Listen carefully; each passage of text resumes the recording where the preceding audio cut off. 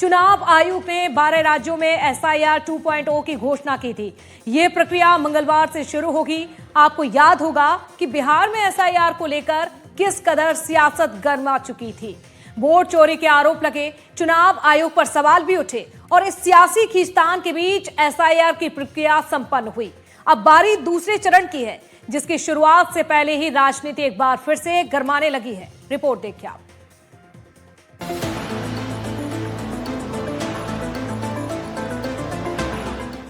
बिहार के बाद अब देश के 12 राज्यों में एसआईआर की तैयारी पूरी हो चुकी है। 4 नवंबर से मध्य प्रदेश, छत्तीसगढ़ समेत देश के 12 राज्यों में स्पेशल इंटेंसिव रिवीजन यानी एसआईआर की प्रक्रिया शुरू होगी। लेकिन इससे पहले भी मध्य प्रदेश, छत्तीसगढ़ में सियासी तकरार शुरू हो गई है। मध्य प्रदेश कांग्रेस प्रभारी हरीश चौधरी ने एमपी में एसआईआर की मॉनिटरिंग के लिए समिति का गठन किया है। सज्जन सिंह वर्मा को कमेटी का अध्यक्ष बनाया गया है। ये कमेटी राज्य भर में एसआईआर अभियान की निगरानी, समन्वय और मूल्यांकन का काम करेगी। देखिए, जो बीजेपी जिस तरह से मैनिपुलेशंस करती है मतदाता सूची में, उस पर नियंत्रण रखने के लिए हमने ये कमेटी बनाई है। लेकिन जो हम लोगों को जानकारी मिल रही है कि वोटर लिस्ट बीजेपी ने पहले ही बना ली, नगर निगम के चुनाव की वोटर लिस्ट पहले ही बना ली। लेकिन हम लोगों की बहुत बारीक नज़र है। हम लोगों ने जिले के और विधानसभा के प्रभारी बनाए हैं और वहाँ से जो सूचनाएं आएंगी ये कमेटी उसकी मॉनिटरिंग करेगी और हम लोग समय समय पर जो हमें जानकारी आएगी, खास तौर से अनियमितताओं से संबंधित, वो जानकारी हम निर्वाचन आयोग में देंगे। वहीं बीजेपी का कहना है कि कांग्रेस की कमेटी और अभियान सिर्फ एक दिन का होता है। देखिए, कांग्रेस का मूल चरित्र आरोप लगाकर राजनीति करने का है, विरोध करने का उनका जो मूल चरित्र है वो उसी पर काम कर रहे हैं। कोई भी उनकी कमेटी बना लीजिए, कोई भी उनका अभियान देख लीजिए, वो सिर्फ एक दिन की सुर्खियों के लिए होता है। उसके बाद उसका इतिश्री कांग्रेस खुद ही कर देती है। वो गुटीय संघर्ष वाली पार्टी है, दलों वाली पार्टी है, गुटों वाली पार्टी है, कबीलों वाली पार्टी है और उनके जो सरदार हैं वो उसको चलाते हैं। अब इन्होंने एक एसआईआर का गठन किया है टीम का।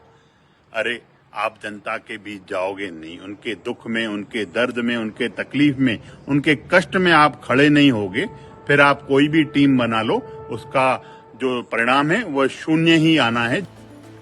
इधर रायपुर में भी एसआईआर को लेकर बीजेपी और कांग्रेस आमने सामने आ गए हैं। बीजेपी का कहना है कि कांग्रेस के शासनकाल में 10 बार एसआईआर हुआ, तब कांग्रेस ने सवाल खड़े नहीं किए। 10 बार एसआईआर कांग्रेस शासन में हुए। कांग्रेस शासन में एसआईआर क्यों होता था? निर्वाचन आयोग की यह नियमित प्रक्रिया है। जब से निर्वाचन आयोग बना है 52 से 56 तक पहला एसआईआर हुआ। उस समय क्या कांग्रेस के लोग विरोध नहीं किए क्या? आज क्यों विरोध हो रहा है निर्वाचन आयोग का? किन कारणों से विरोध हो रहा है? और कांग्रेस इस विषय में कभी बात नहीं करती, इधर उधर की बात करती है, मुद्दे की बात नहीं करती। इसलिए उनके विरोध में कोई दम नहीं है, कोई विषय नहीं है।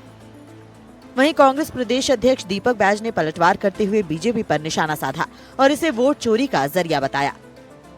ये तो सच्चाई है कि वोट चोरी कर सत्ता हासिल करने में भारतीय जनता पार्टी माहिर है और इसको हमारे नेता माननीय राहुल गांधी जी ने वोट चोरी और भारतीय जनता पार्टी और चुनाव आयोग की गठबंधन को जनता के सामने बेनकाब कर दिया। लेकिन जिस तरह से एसआईआर पूरे हमारे प्रदेश में आज से शुरू हुई है, मैं समझता हूं इस बात को हम लोग पहले भी उठाए कि बीएलओ घर घर जाना चाहिए, परीक्षण करना चाहिए, मतदाता वास्तव में यहाँ के हैं कि नहीं है और एक मतदाताओं को कितने अन्य विधानसभाओं में नाम है। मतदाता सूची के गहन पुनरीक्षण अभियान को लेकर मध्य प्रदेश और छत्तीसगढ़ में राजनीतिक घमासान चरम पर है। 4 नवंबर से शुरू होने वाली घर घर गणना के बीच कांग्रेस और बीजेपी आमने सामने है। भोपाल से निहारिका शर्मा और रायपुर से जुल्फिकार अली की रिपोर्ट।